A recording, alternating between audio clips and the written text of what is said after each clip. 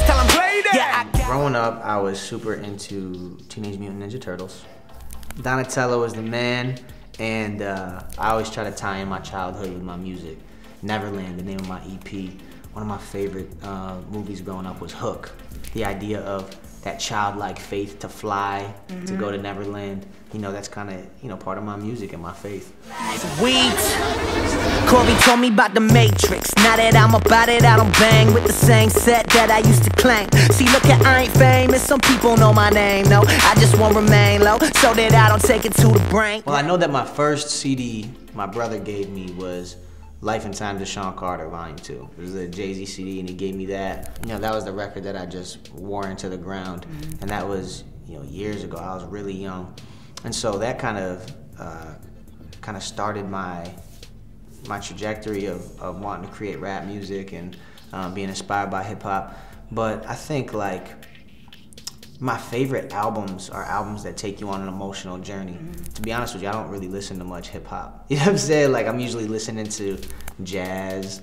You know, I'm listening to Duke Ellington and John Coltrane and stuff like that. So my inspirations come from a lot of different places. And I think the reason that I try not to listen to too much hip hop, I mean, I still stay in tune with the culture, but I think that, like, I don't want to just create whatever's recreate whatever's already happening. I want to try to be around the curve. I want to try to find inspiration from unique places where people aren't finding it, and then bring something new and fresh to hip hop. I feel like I'm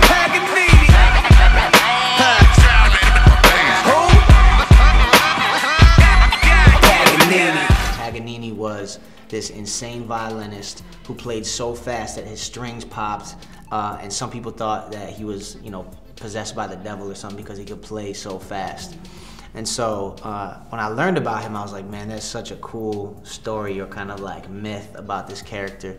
And so I got this beat, and I said, this would be so dope if I got me and a couple other artists that are really just fast rap artists, you know what I'm saying, KB and Cannon.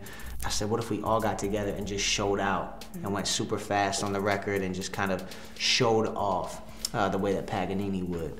And so we did that, we got together on that record, and I think that's one of my favorites on the whole Neverland EP. Catch me in a bar where the wild things are, with my past star and the entourage who loves God. Please don't think that it's odd, we kick it round broken hearts, fishing for men, surrounded by sin but ain't taking part. Now I'm back to work on a new album, and I'm getting ready to go to Japan to work on music there. And then I'm gonna come back, do a missions trip, go to Argentina and just serve there.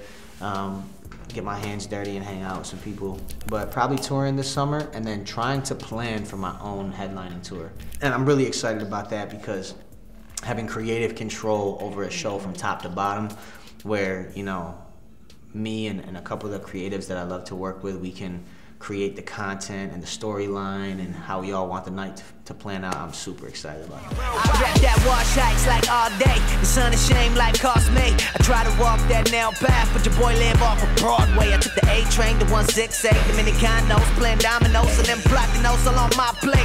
New York in my state. I live in Washington Heights, and I actually planted a church there with my boy Rich Perez. And so the partner church that helped us plant there, they're going on a missions trip to just go and serve the people in Argentina. And they invited me and my pastor, Rich, to go and to just help serve there. So we're gonna go and we're gonna offer our music as a form of entertainment for the kids there and to draw people in.